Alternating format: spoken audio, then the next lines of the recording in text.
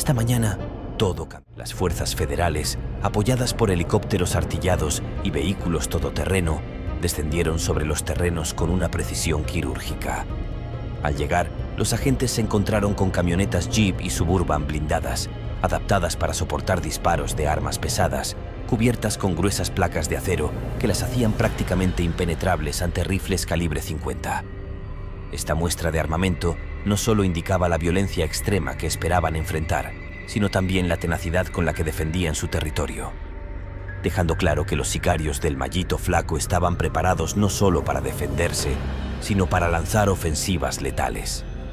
Se hallaron cientos de cargadores, balas y cinturones tácticos, todos ordenados y listos para usarse en cualquier momento. El equipo táctico descubierto incluía chalecos antibalas de nivel militar, radios satelitales y visores nocturnos, un despliegue de tecnología que dejaba claro el alto grado de sofisticación de este grupo. Las imágenes que salieron a la luz tras la redada mostraban un despliegue aterrador. Decenas de vehículos todoterreno, alineados como si fuera una exposición bélica, y uniformes tácticos con camuflaje que imitaban los de cuerpos militares. Este equipo no solo sugiere que los hombres del Mallito Flaco estaban preparados para enfrentamientos prolongados y violentos, sino que poseían una estructura comparable a la de un pequeño ejército privado. Estos ranchos, mucho más que refugios, funcionaban como puntos de distribución para organizar operaciones logísticas que permitían controlar el tráfico de drogas y proteger rutas estratégicas en la Sierra de Sinaloa.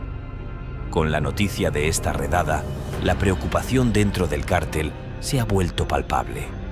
Este golpe no solo representa una pérdida material significativa, sino que deja expuesta la vulnerabilidad del Mallito Flaco y su organización.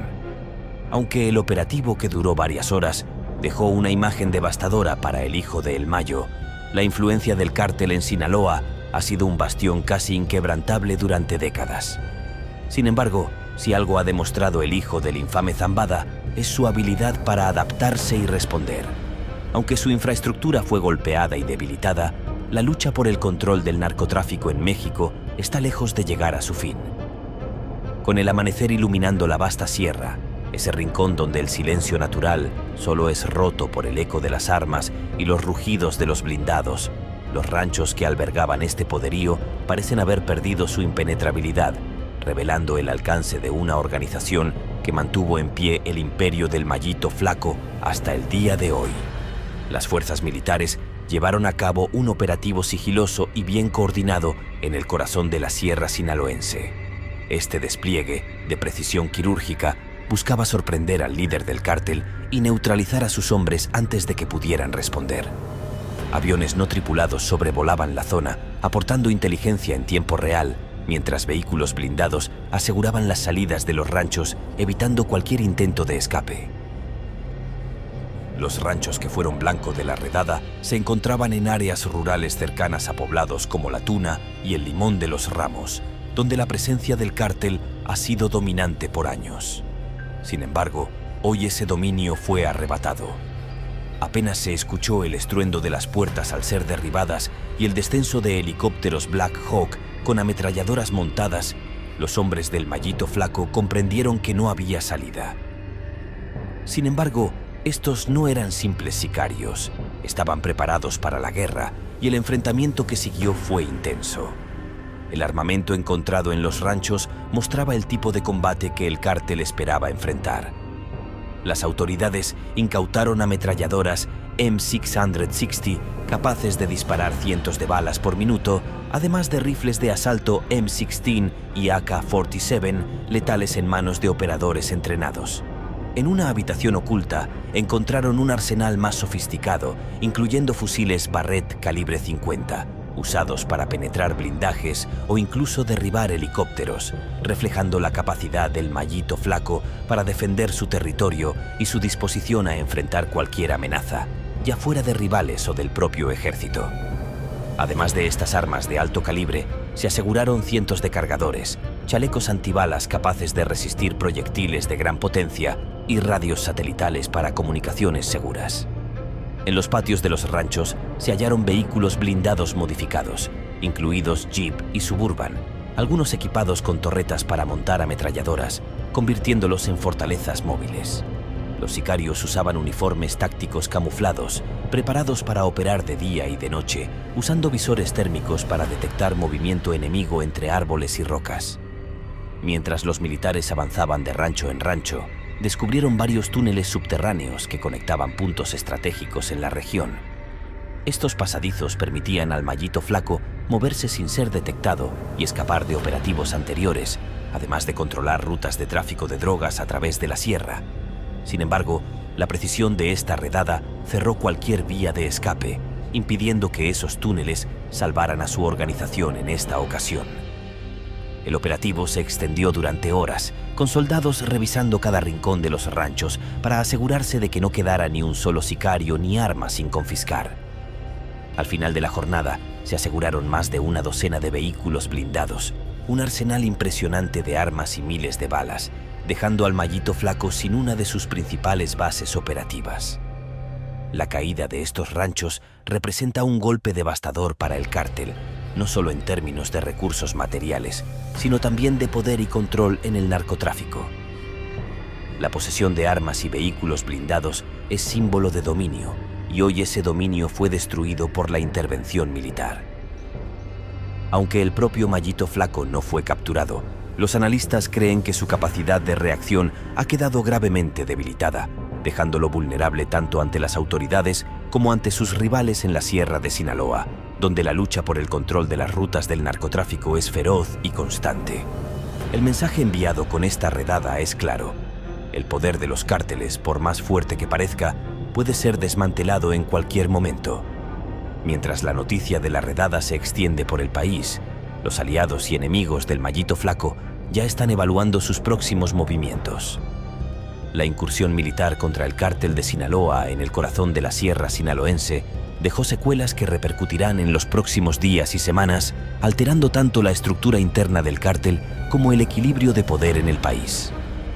Este operativo representa un punto de inflexión en la lucha contra el narcotráfico en México, subrayando que ni siquiera los líderes más poderosos están exentos de la ley cuando las fuerzas de seguridad despliegan toda su capacidad. Al caer la noche sobre las montañas de Sinaloa, el eco de la operación aún palpitaba en los corazones de los habitantes, quienes saben que el narcotráfico no cede fácilmente, y menos cuando se siente amenazado. Mientras tanto, el ambiente en las comunidades cercanas a La Tuna y Badiraguato era de calma tensa. Las calles, normalmente tranquilas al anochecer, estaban desiertas, reflejando el temor latente ante posibles represalias. Las autoridades continuaban patrullando la zona, conscientes de que el desafío aún no había terminado. Los túneles descubiertos, aunque impresionantes, eran apenas una fracción de la compleja red subterránea que conecta diferentes puntos estratégicos en la región y que posiblemente llegan hasta la frontera, ofreciendo rutas de escape o suministro al cártel. A nivel internacional, el golpe resonó rápidamente.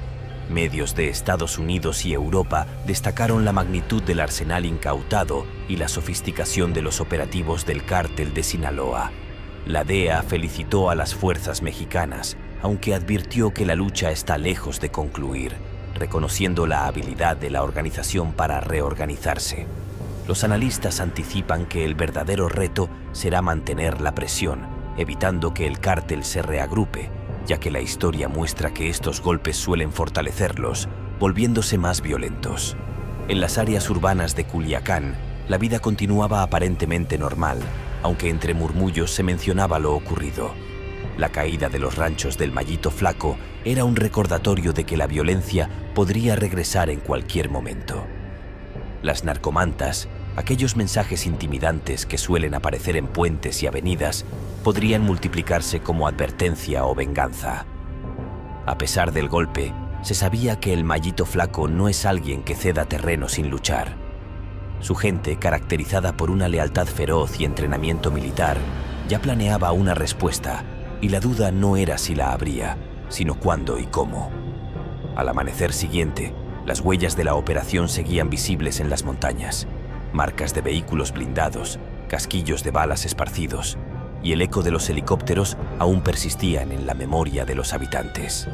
La calma era tan solo una ilusión, una pausa antes de la inevitable respuesta en una región donde la ley muchas veces parece lejana. La situación en Sinaloa se descontroló tras el golpe al Mallito Flaco. La acción encendió una furia implacable, con amenazas y una movilización rápida del cártel de Sinaloa, cuyo propósito parecía claro: venganza. En poco tiempo, narcomantas aparecieron en lugares visibles de Culiacán, advirtiendo que los responsables del operativo sufrirían graves consecuencias. No solo se dirigían a las autoridades, sino también a los propios miembros del cártel, como recordatorio de la lealtad inquebrantable requerida. Pronto circularon rumores de que el Mallito Flaco y su círculo cercano se preparaban para responder. En la tarde se reportó que comandos de sicarios, muchos de ellos exmilitares expertos en tácticas de guerrilla, se estaban reagrupando. Estos movimientos no eran simplemente represalias. Agentes encubiertos indicaron que había un plan complejo y coordinado para desestabilizar puntos estratégicos de Culiacán y áreas circundantes, incrementando el temor en la región. Las primeras señales del ataque se sintieron en la noche. Explosiones y ráfagas sacudieron la ciudad, mientras sicarios avanzaban en convoyes, atacando estaciones de policía, almacenes militares y otros puntos de importancia. Las redes sociales se llenaron rápidamente de imágenes y videos de la violencia, provocando una oleada de temor entre los ciudadanos. Las fuerzas del gobierno, bajo intensa presión, desplegaron refuerzos desde áreas cercanas, y helicópteros comenzaron a sobrevolar la ciudad para localizar y neutralizar las amenazas. Sin embargo, los sicarios, altamente entrenados, complicaron los esfuerzos de contención. Durante las horas de combate, Culiacán se transformó en un escenario de guerra. Las explosiones iluminaban la noche y el intercambio de disparos se oía en todos los rincones.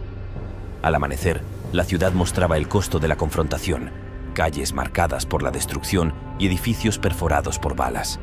Pese a los esfuerzos de las autoridades, el control de algunas zonas seguía siendo frágil. Se reveló que el ataque a la ciudad había sido solo una distracción. Mientras las fuerzas del orden se enfocaban en contener el caos en Culiacán, grandes cantidades de drogas lograron cruzar hacia la frontera en un operativo logístico cuidadosamente planificado. Esta estrategia permitía mantener el flujo de drogas hacia Estados Unidos a pesar de la violencia en curso. En respuesta, las agencias de inteligencia internacionales intensificaron la cooperación. La magnitud de los ataques alarmó a la DEA, el FBI y otras entidades, que se movilizaron rápidamente para interceptar los cargamentos antes de que llegaran a su destino. Los satélites vigilaban las rutas sospechosas y comandos de élite se preparaban para atacar en puntos estratégicos. Nuevas filtraciones sugirieron que el Mallito Flaco buscaba alianzas con grupos terroristas extranjeros para asegurar la entrada de armamento pesado a cambio de drogas, una revelación que aumentó la alarma entre las autoridades. En Culiacán, los residentes intentaban procesar el impacto de la noche anterior. Sin embargo, el ambiente de incertidumbre se mantenía. Las personas temían salir de noche y los rumores de posibles ataques adicionales circulaban en redes sociales y grupos de mensajería. La paranoia era tangible, las calles vacías reflejaban la ansiedad de la población, mientras helicópteros continuaban sobrevolando la ciudad en un intento de asegurar la calma. Al amanecer, la ciudad aún temblaba bajo los ecos de la violencia de la noche anterior. Las autoridades, exhaustas y con recursos limitados, intentaban coordinar las operaciones de limpieza y restablecimiento de orden. La gente, asomándose desde sus casas, observaba el paisaje destrozado, y un temor profundo comenzaba a invadir la vida cotidiana de Culiacán. Las calles parecían fantasmas de sí mismas, con autos abandonados y edificios perforados por balas. La presencia militar se había intensificado y cada esquina era vigilada por soldados con el dedo en el gatillo, mientras los ciudadanos seguían sin creer la magnitud del caos. Mientras tanto, el Mallito Flaco no se había retirado por completo. En lo profundo de la sierra, mantenía una serie de reuniones con sus aliados, conscientes de que esta ofensiva podía llevar a una reacción severa por parte de las autoridades y agencias internacionales. Sin embargo, el capo no parecía dispuesto a ceder terreno.